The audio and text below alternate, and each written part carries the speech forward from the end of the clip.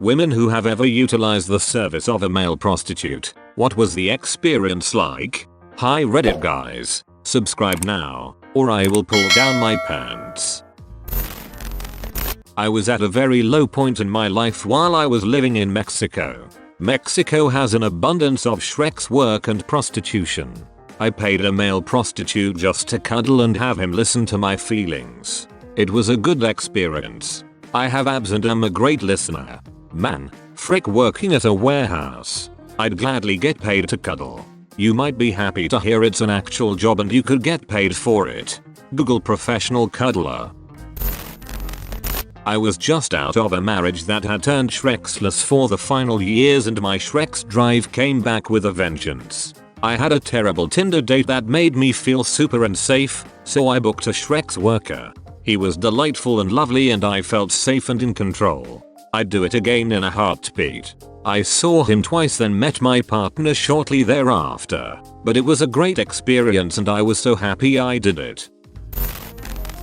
As a male prostitute, Shrek's worker, it's rare to get hired for a simple one-on-one interaction and it's more for things like birthdays, bachelorette parties, etc. But when I do get hired one-on-one, it's more for people who want the experience, instead of desperation or things like that. My boss hires them for herself all the time and as her I have to book the guy. She uses him so regularly we just call his personal number and he knows me by name. Nice guy to be honest. Interesting. Is her use of escorts known among staff? Or is it more discreet and you know, because you're the escorts? It's in the pay. Reading the comment section is difficult. I'm going to offer an answer. Though I have never paid for male escorts, a fairly well-off and incredibly attractive friend of mine has. She has a high-powered career and is traveling the majority of the year. Her sights are focused on building her career as quickly as possible, so she doesn't currently have time for a relationship. She has paid for male escorts several times a year. Her reasoning is that she would rather have no strings attached Shreks with a professional rather than risk being disappointed and go through the motions of getting ready for a night out, going to the bar, etc. She explained to me that efficiency and reliability is everything. She is able to request an up-to-date STD test prior to the date and can expect complete discretion. All you people saying women shouldn't have to pay for Shreks are valid, but if you want some quality control it makes sense to pay a premium. Your last point is great and should be used for almost everything in life. I can go get dirt out my backyard to plant some veggies, but I'll probably go to the store and buy the good dirt lol. As someone who works in a potting soil factory, can confirm, get the good soil. I recommend trying to get soil made specifically for the application you're going to use it for. Sure, all purpose will likely work fine, but you'll be better off if you plant African violets in some African violet specific soil, and plant vegetables in vegetable specific soil. Came for dirty stories, instead got dirt advice. I never thought there would be much of a difference in the soil other than the packaging and price. The funny thing is, depending on the brand, there can be a big difference, though that's probably not always reflected in the price. Try to study the ingredients list and see what all is there.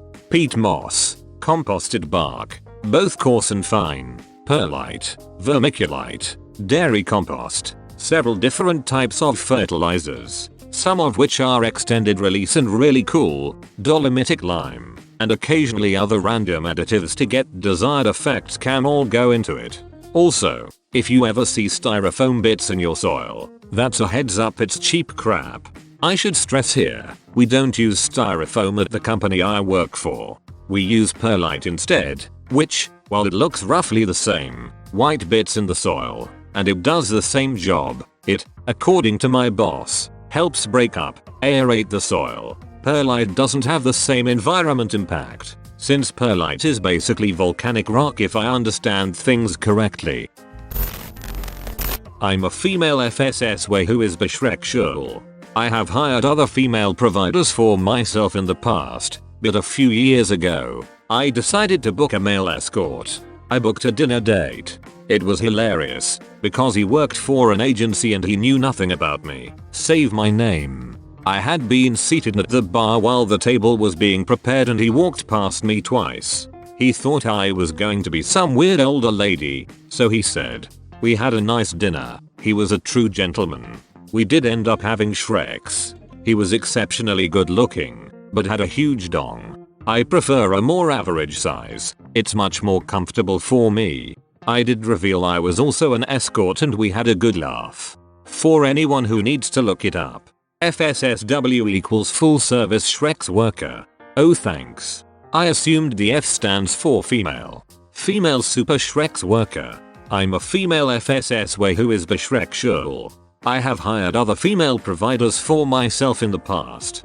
Is this like the therapy thing, where therapists often go to therapy themselves because they spend so much time dealing with other people's issues that they need a professional outlet for their own? They have these sort of gigolos in exotic vacation areas like Jamaica for example that cater to older, wealthier women who are looking for the whole 9 yards, not just Shreks. It's the company, romance and Shreks they are paying for. This sort of thing is rare as you can imagine, but there are women looking for a good time with company and an exotic male to do it with as the women themselves may be single or something. Yep, in Egypt as well in the beachy areas. Older British women, mid-40s and up, will hire a young, early 20s, Egyptian buck as her boyfriend for the 1-2 weeks she's on vacation. He pretends to be her boyfriend, lavishes her with attention, buys her flowers and takes her out to dinner and out dancing, paying, of course, with the money she is providing. And yes, Shreks. She pays handsomely compared to the local wages, but not so much in terms of British wages. I thought it was bullshit till I saw it with my own eyes. There is no way these British women were just randomly dating these young guys. And, frankly, no way some 20-year Egyptian guy is paying exorbitant Western prices out of his own pocket in some tourist bar just to flirt with some middle-aged tourist. No freaking way. Definitely the she's paying vibe. Similar, but not exactly the same, to when you see some super old dude with a college-age woman hanging all over him. I worked with an Egyptian guy and after about 4 weeks working together told me that he used to be a gigolo. I, like all normal men, couldn't believe women would be paying someone I know for Shreks. Then he showed me a picture of him when he was 12 years younger, a scuba diving instructor, handsome, ripped to shreds, and all these pictures of him with Russian, Ukrainian and Balkans women pre-2008 crash. All 30-45 years old. He would take them out scuba diving in the day. At night he would wine and dine them. At night, to quote him, eat out until my jaw hurt. Said he was making 4 times more money than his brother who was a corrupt policeman. He left Egypt post-financial crisis and went into engineering full-time. He spent 6 months living with a Russian lady in Egypt whose husband had died 2 years previously. She was 66 and just wanted some 6'3" candy to take her dancing, 4 meals and, to quote him, throw her around like a rag doll and enjoy what little time she had left in her hips. She gave him $50,000 as a tip on top of his fee by way of thanks when her children demanded she came home to deal with the last of the father's estate rather than spending his hard stolen money on Egyptian men. His life story would make an amazing movie. Yeah, they aren't unheard of in Europe either. You can find them in places like Mykonos or Bodrum if you know what to look for. They're escorts in a slightly more literal sense. More like temporary boyfriends for the duration of the woman's vacation than straight up prostitutes.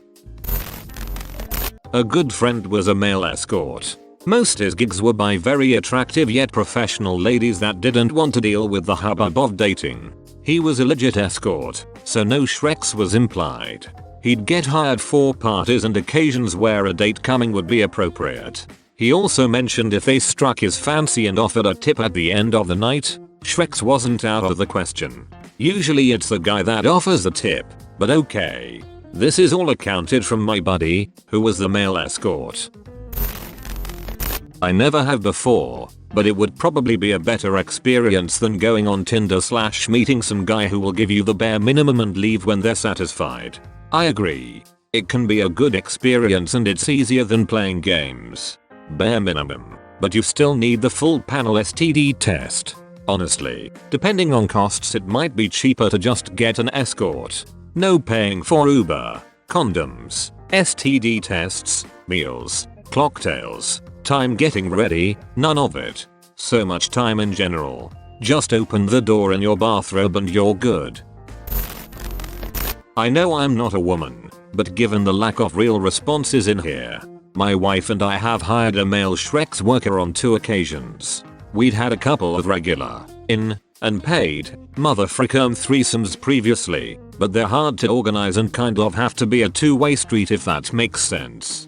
With the Shrek's workers, we were able to explore ourselves more, a chance for me to see if I was as interested in experimenting with a guy in real life as I was in my head, and a chance for her to focus on her own pleasure from 2 guys without needing to try and satisfy them quite so much, which she had found distracting previously. And all with no strings. All told, we'd definitely do it again as we both got a lot out of the easy variants, but it's much harder to organize than a similar, paid, motherfricker threescore given the lack of people doing the job.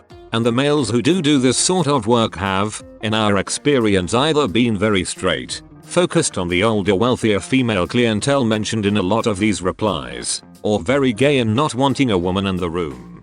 As such, it's not something we've done for some time now, even though we'd like to. I should mention that we are from Australia where this is all quite legal and reasonably safe for all concerned, without needing to try and satisfy them quite so much, which she had found distracting previously.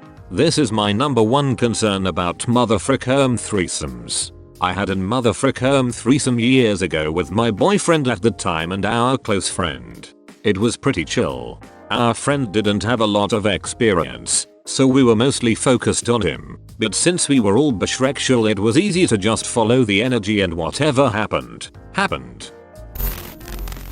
Okay Reddit guys, subscribe now, or I will pull down my pants.